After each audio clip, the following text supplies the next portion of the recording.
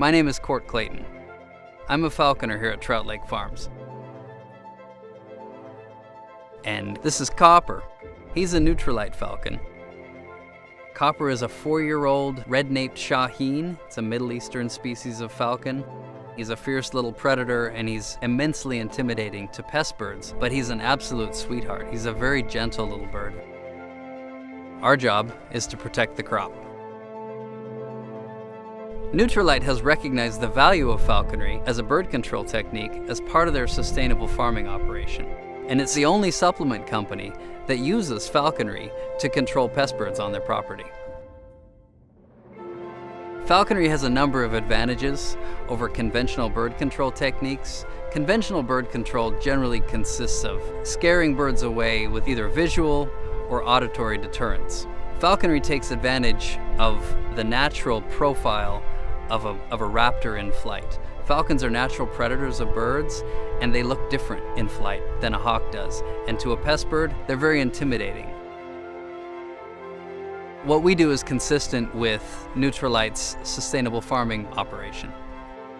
First and foremost, it's natural. We're using trained wild-type predators in a natural setting to deter pest birds.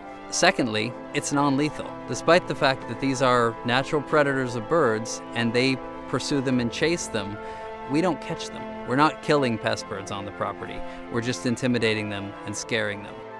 And lastly, it's quiet. It's very neighbor-friendly. We're not making noise. We're not using propane cannons. We're out here flying these birds around quietly. They climb up over the farm and they soar over the fields and they create this cone of deterrence, essentially, that every pest bird for miles is tuned into and aware of, and it's that chronic predatory presence that keeps the pest birds chased away from the farm during that critical window when the crop is down and vulnerable to damage from the birds.